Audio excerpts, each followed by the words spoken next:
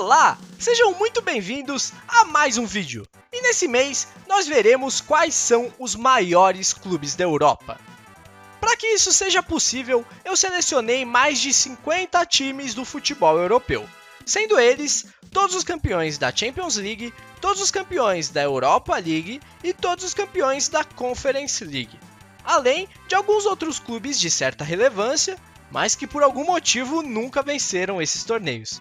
Dessa forma, reuniremos os maiores times do velho continente, e então vamos classificá-los na forma de uma tier list, ou seja, vamos ranquear os clubes selecionados em 6 categorias, sendo a primeira prateleira com espaço limitado a apenas 5 clubes, para dar um temperozinho no vídeo.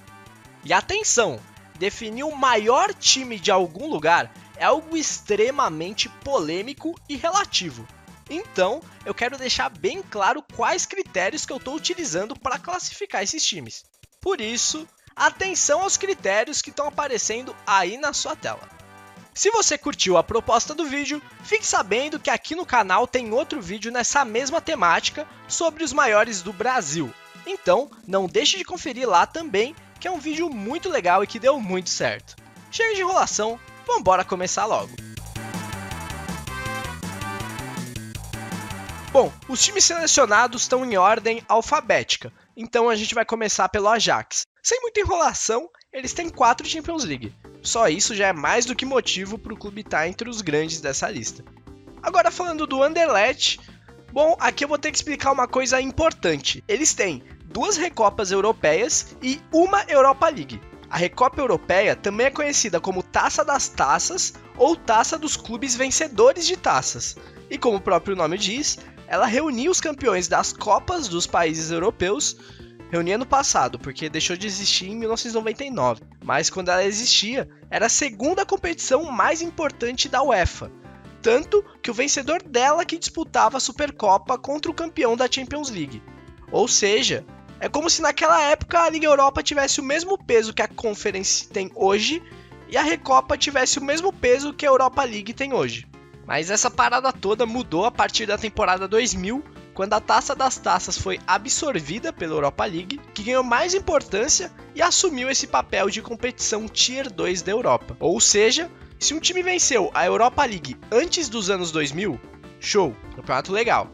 Mas se venceu depois de 2000, melhor ainda, é um título relativamente recente e com mais importância do que se fosse antes. Falando agora especificamente do Anderlecht, além desses 3 títulos, ele venceu as 2 Supercopas que disputou e também é indiscutivelmente o time de mais tradição e peso na Bélgica. Então, para mim, ele vai para a 4ª categoria. O próximo clube é o Arsenal, que é um caso curioso de um time gigante no seu país, mas que perde força em termos continentais. Como a gente está falando aqui dos maiores da Europa, o que mais vai pesar é o tamanho do time em termos de continente.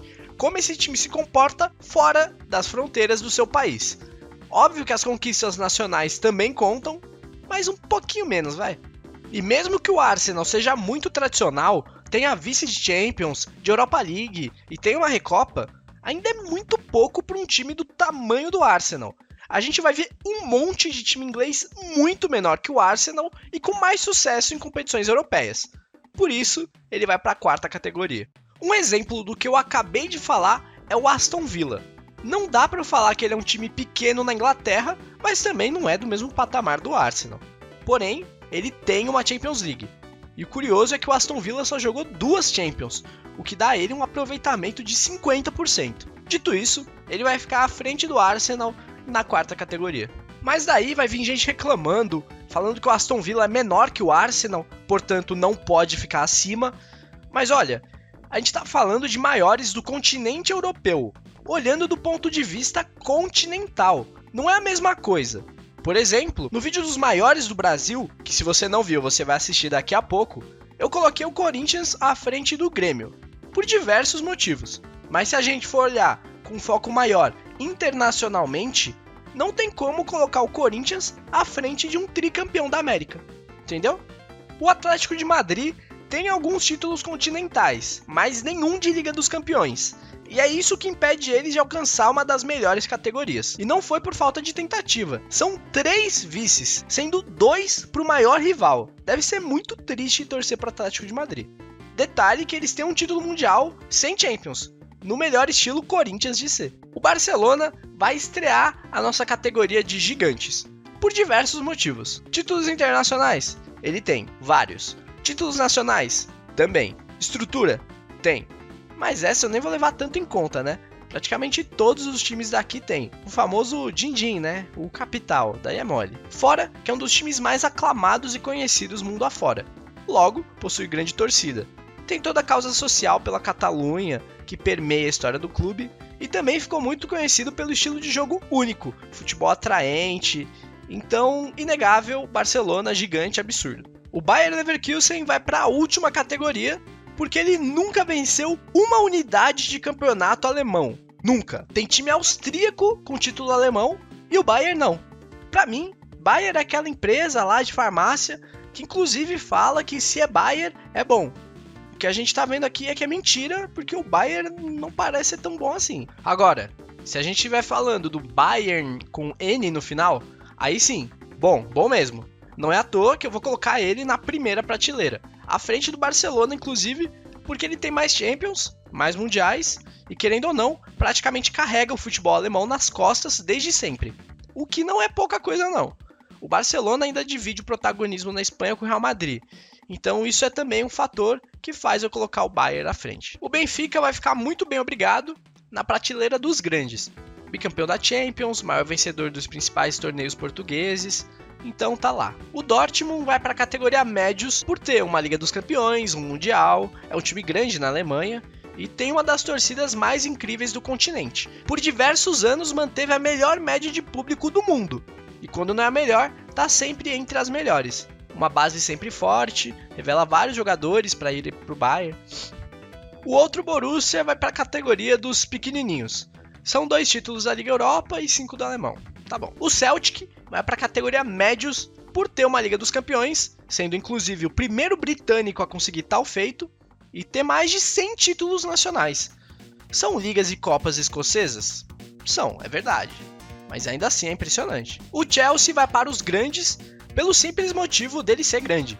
Quando eu tava pesquisando e pensando na lista, não me descia muito bem o Chelsea tá nessa prateleira. Mas pensando bem e parando com esse meu preconceito bobo, eu percebi que eu tava errado. 2 Champions, 2 Liga Europa, 2 Supercopas, 2 Recopas e 1 Mundial. Se eu não achar isso grande, acaba o canal, pô. O CSKA Moscou já era um time razoavelmente grande nos tempos da União Soviética e segue sendo agora na Rússia. Nunca foi o maior, mas tá aí.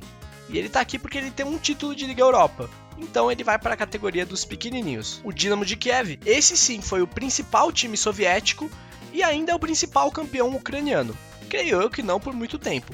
Mas ele também tem 2 recopas, então ele vai ficar muito bem obrigado aqui do lado do seu gêmeo de escudo. O Estrela Vermelha de Belgrado, ou melhor, Crvena Zvezda, como preferir, possui uma Liga dos Campeões e um Mundial de Clubes. E é o maior time de seu país. A questão é que seu país é a Sérvia, né? Mas eu vou colocar ele atrás do Arsenal pela falta de constância entre os principais da Europa. Prova disso é que depois da Champions que eles venceram, eles só conseguiram chegar à fase de grupos 4 vezes, e em nenhuma dessas ele passou. Então, aqui tá de bom tamanho. Já o Feyenoord vai pro topo da categoria amarela, porque ele tem Champions, tem Mundial e ainda 2 Liga Europa, fora que é um dos grandes da Holanda. Só não vai mais além por não ser um time, né, que chegue em mata-mata de Champions League com frequência, e é isso. A Fiorentina vai para a 4ª categoria pelo seu título da Recopa Europeia e ela também tem um vice de Champions e 2 italianos. E ela usa roxo, daí ganha muitos pontos comigo, então show. O Frankfurt tem 2 títulos de Liga Europa e um vice de Champions. É bem parelho com o Mönchengladbach. O Galatasaray vai para a categoria amarela, por ser o grande time turco. É o único no país com título continental, então é um grande feito. O Gotemburgo vai para a última categoria. Ah, mas eles são bicampeões da Liga Europa? Show! O problema é que eles não conseguem ser nem o maior campeão sueco. Daí fica difícil defender, tá ligado? Já o Hamburgo é campeão de Champions, de Recopa. Até um tempo atrás era incaível, mas agora é insubível. Mas de certa forma é um time de respeito na Alemanha, vai ficar aqui. A Internazionale é tricampeã de Champions, tricampeã do mundo e tricampeã da Liga Europa. Só isso já deixa ela numa situação bem confortável aqui entre os grandes, então eu não vou ficar me alongando muito. Ipswich quem? Pô, peraí.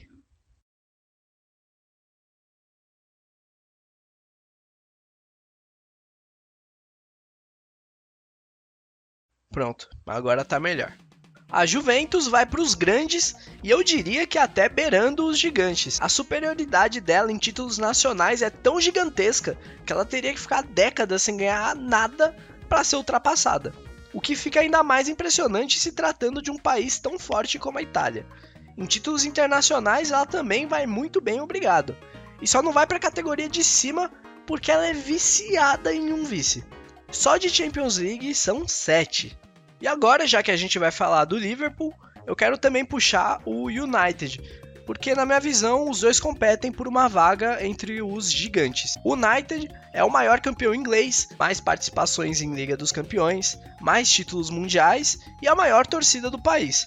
Por outro lado, o Liverpool tem mais títulos internacionais, sendo 6 Ligas dos Campeões contra apenas 3. E por isso, tendo em mente que a diferença de torcida e títulos nacionais não é tão grande quanto a de Liga dos Campeões, eu vou deixar o Liverpool nos gigantes e o United na categoria dos grandes.